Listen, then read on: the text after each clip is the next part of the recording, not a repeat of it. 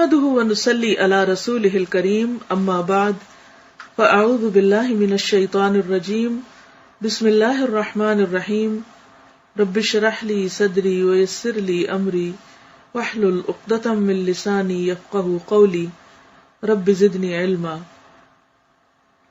آج کا موضوع ہے نماز۔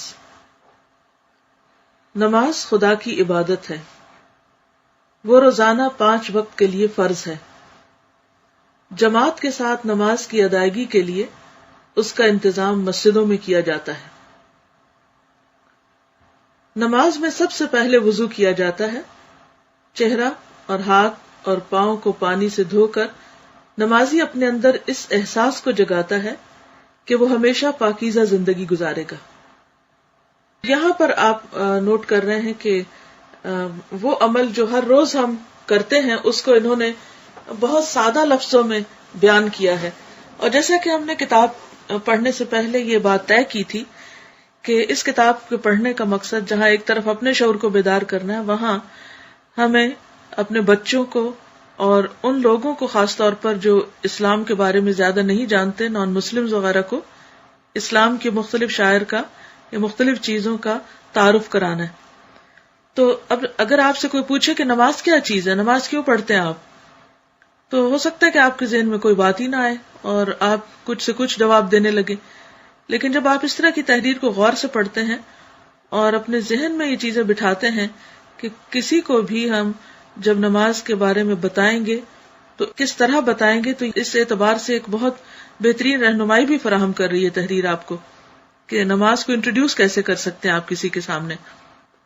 اور دوسرا اس کا فائدہ یہ ہے کہ یہ جو بھی ہم ایکشنز کرتے ہیں ان میں غور و فکر کر کے ان کے مقاصد بھی ساتھ واضح کرتے ہیں۔ مثلا ہم میں سے کتنے لوگ ہیں جو وضو کرتے ہوئے یہ سوچیں کہ وضو میری جہاں جسمانی پاکیزگی اور طہارت کا ذریعہ ہے، وہاں پوری زندگی میں مجھے یہ طہارت کا سبق سکھاتی ہے۔ تو یہ لکھتے ہیں کہ یعنی وضو کے بعد انسان کے اندر یہ احساس جاگتا ہے کہ وہ ہمیشہ پاکیزہ زندگی گزارے گا، پھر وہ اللہ اکبر، اللہ سب سے بڑا ہے کہہ کر نماز کے عمل میں داخل ہوتا ہے۔ یعنی کچھ پری ریکوزٹس ہیں، نماز سے پہلے کی چیزیں ہیں، ان کا بھی ایک مقصد ہے، اور پھر خود نماز کا عمل۔ اس طرح وہ اقرار کرتا ہے کہ بڑائی صرف ایک خدا کے لیے ہے۔ آدمی کے لیے صحیح رویہ صرف یہ ہے کہ وہ چھوٹا اور متواضع بن کر دنیا میں رہے، یعنی ہمبل بن کر رہے، عاجزی اختیار کرے۔ یعنی یہ نماز کا میسج ہے، یہ نماز کا سبق ہے۔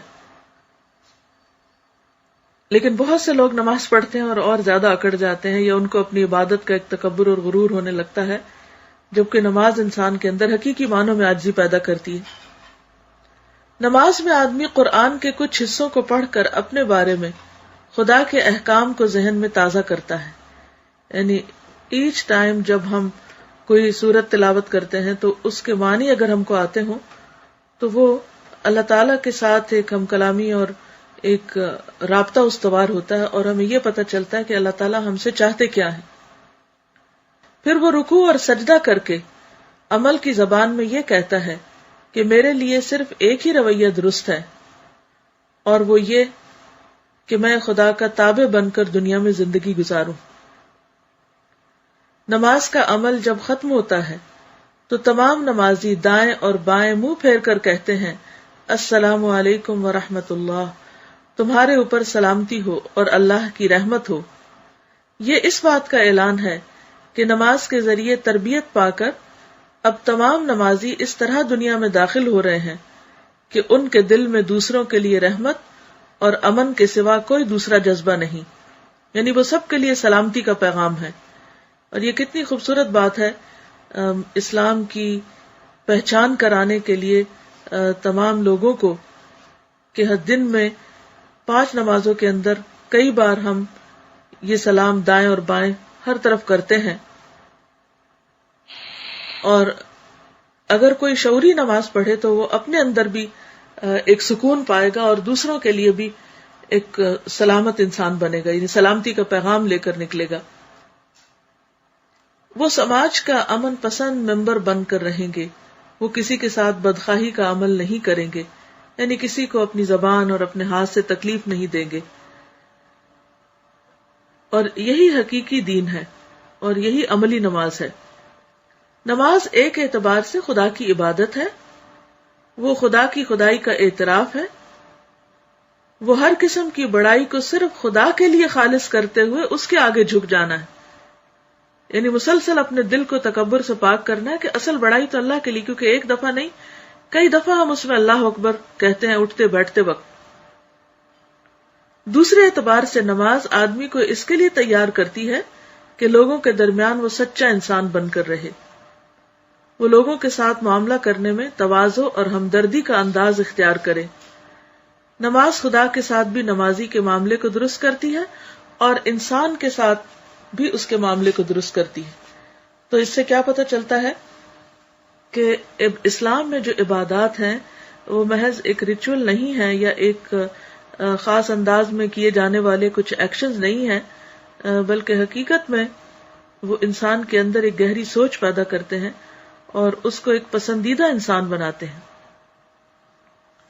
اللہ تعالیٰ نے پیغمبروں کی جہاں صفات کا ذکر کیا ہے، خاص طور پر ان کی عبادات کا، تو اس کا بھی مقصد یہی ہے کہ وہ اللہ کے پسندیدہ کیسے بنے، انہی طریقوں سے۔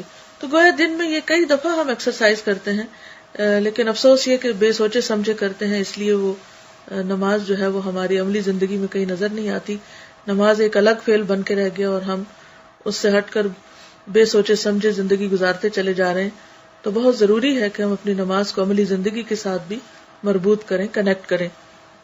اس پر میرا ایک لیکچر ہے جو 1999 میں نے دیا تھا اسلام آباد میں، نماز کیا سکھاتی ہے۔ تو الحمدللہ بہت لوگوں نے اس سے فائدہ اٹھایا، اور میں چاہوں گی کہ آپ لوگ بھی موقع پا کر اس لیکچر کو سنیں، اور اس میں کافی تفصیل کے ساتھ ہر رکن جو نماز کے اندر ہم ادا کرتے ہیں یا ہر ایکشن جو کرتے ہیں اس کی معنویت پہ بات کی گئی ہے کہ اس کا مطلب کیا ہے۔ یعنی دیکھنے میں بظاہر ایک ایکشن ہے کہ ہم ہاتھ اٹھا رہے ہیں یا اللہ اکبر زبان سے کہہ رہے ہیں یا سینے پہ ہاتھ باندھ رہے ہیں یا رکوع میں جا رہے ہیں، لیکن اس کے پیچھے ایک سبق ہے، کیونکہ ہم سب یہ جانتے ہیں کہ اللہ تعالیٰ کو ہماری عبادت کی ضرورت نہیں، اس کو کچھ بھی فائدہ نہیں ہوتا اگر ہم ہاتھ باندھ کے کھڑے رہیں، اسے کچھ بھی فائدہ نہیں ہوتا کہ اگر ہم سر جھکا کے رکوع میں چلے جائیں یا ہم زمین پر سجدہ کریں، اپنے ناک رگڑیں، اسے کیا فائدہ؟ اس کا دراصل فائدہ ہم ہی کو پہنچتا ہے۔ اور وہ کیا فائدے ہیں جو ہمیں نماز کے ذریعے پہنچتے ہیں، تو اس پر آپ اگر مزید تفصیل جاننا چاہیں تو یہ لیکچر آپ کو فائدہ دے گا اور آپ اسے دوسروں کے ساتھ بھی شیئر کر سکتے ہیں۔ ایک طریقہ یہ ہے کہ جو چیز آپ کو پسند آئے، چاہے یہ لیکچر یا اور کوئی بھی چیز، تو بہتر ہے کہ جو بھی آپ کے پیارے ہیں، جو بھی آپ کے عزیز ہیں، ان کے ساتھ شیئر کیا کریں اور انہیں بتایا کریں کہ اس چیز سے آپ کو کیا فائدہ ہوا ہے، کیا سیکھا آپ نے، آپ کے عمل میں کیا تبدیلی آئی ہے، آپ کے رویے میں کیا تبدیلی آئی ہے، آپ کو کن کن پریشانیوں سے نجات ہوئی ہے، تاکہ اللہ کا یہ دین جو ہم سب کی خوشی کے لیے اور ہم سب کے دنیا اور آخرت کے فائدوں کے لیے آیا ہے، اس سے دوسروں کو بھی فائدہ پہنچائے۔ اور جب ہم دوسروں کو فائدہ پہنچائیں گے تو خود اس کا فائدہ پلٹ کے ہم ہی پہ آئے گا۔